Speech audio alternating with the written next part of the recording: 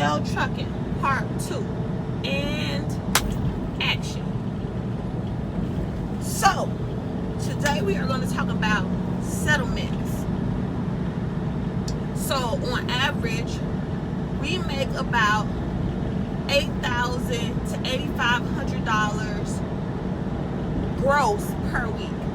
That's after they take their 20%, because we get 80% as the load, as I stated last time. We get 80% of the load. So we made us a dedicated route basically. So we'll take a load from Atlanta to California, and then from California back to Atlanta, and we done for the week. We do a 34-hour reset. So with just those two loads, it'll average us $8,000 to $8,500 every week, and this has been consistent since like the third week since we started with VL. Now the first 2 weeks, we grossed about $5,000. So the first week I wasn't expecting much of anything because it was the first week, so we were just getting prepared, and you know, I didn't expect it to be a lot of money. The second week it was $5,000, and I was like, when this third check come, if it's still looking like this, I don't know. Like, I'm not gonna say I wasn't really feeling it like that. Once I got that second check, I was like, I'm not liking how this looking. It's not really making sense to me. But my co-driver was like, yo, we out. Like, this not working. We not about to be making this little bit of money. We can't split this and all that type of stuff.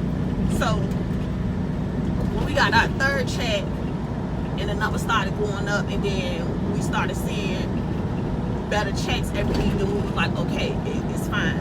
Like, it's working out okay. We can make more money. The highest that we grossed for a week after they took out their 20% was like like 10,500.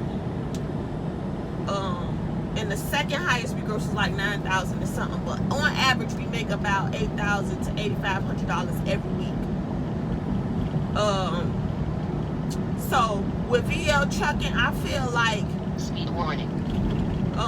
They're very family oriented. I think that everybody there's some kin to each other, or just about everybody else. Everybody there is some kin.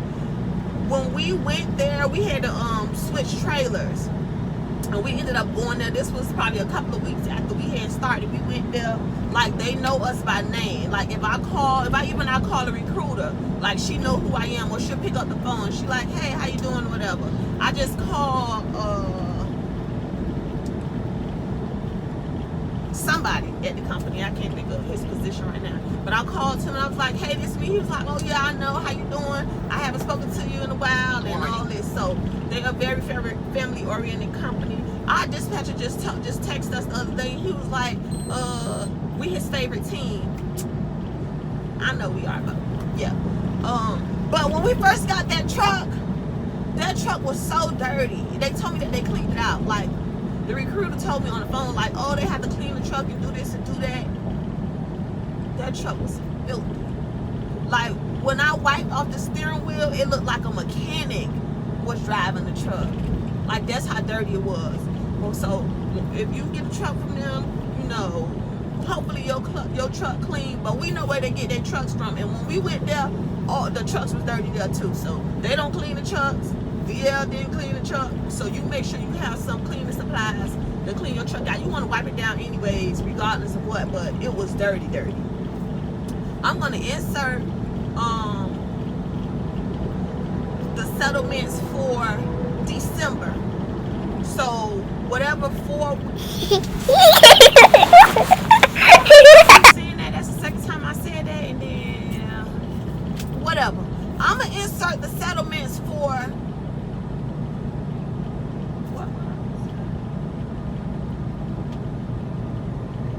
I'm gonna insert the settlements for September. Yes, it's 4 settlements we got in September. I'm gonna insert those so you can see the amount of money that we made per week.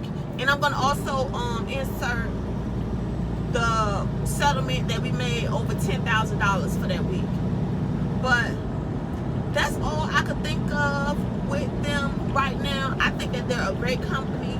I mean, everybody had their ups and downs. Oh, if you want to come to VL, I would suggest that you get your hazmat and your tanker endorsement. That way you'll get better loads. You'll stay running. But they do have a refrigerated division where you can get a refrigerated trailer and you get 78% of that load. So you get 80% of drive-in and 78% of reefer. And even if you don't have your hazmat, I think you can still run drive-in. They don't always, it's not all hazmat loads, but they're a hazmat company, so most of their loads are hazmat. I'll leave the recruiter number down in the description box, so you can call her if you're interested. Ask her some questions, ask her anything that you can think about, anything that you want to know. And if you don't want to call her, you could comment down below and ask me questions. I'll answer whatever I can answer for you, and I'll see you in the next video.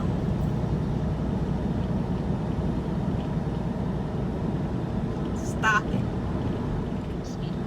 Okay, y'all, so I just wanted to add this little piece in there. So I was telling y'all that we do 2 loads per week. I want y'all to realize that that is by choice because we're lease operators, so we can do what we want to do. We can go home when we want to go home. Now on the company side, you're not able to do that. You're not able to choose where you want to go or when you want to go. So we don't want to burn ourselves out. Is why we choose to do only 2 loads, because like I said, we can make more money.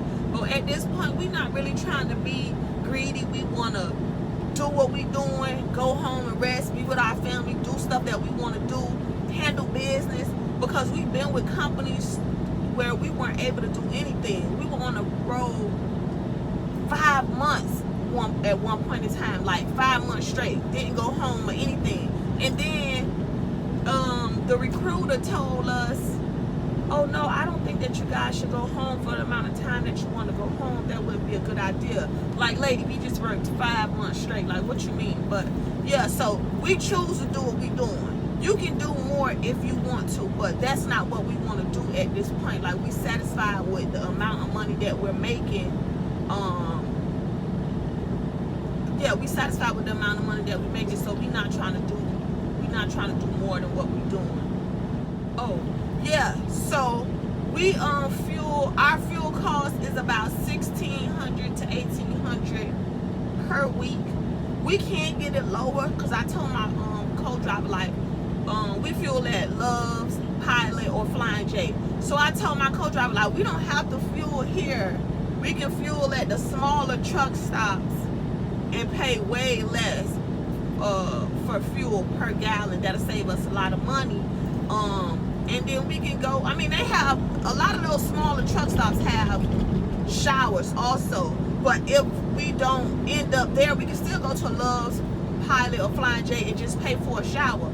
You're still saving money with the amount of, with the cost of fuel from those smaller mom and pop fuel stations. So with Love's, Flying J, and Pilot, that's how much we average, $1,600 to $1,800 per week.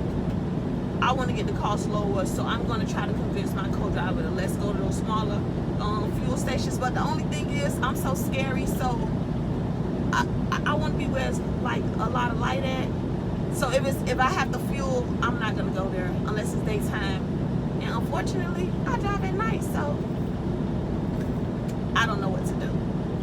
I'll just wake him up and tell him to fuel for me, if that's the case. Because he always tell me, oh, don't get out, and all that type of stuff. So that might be my plan.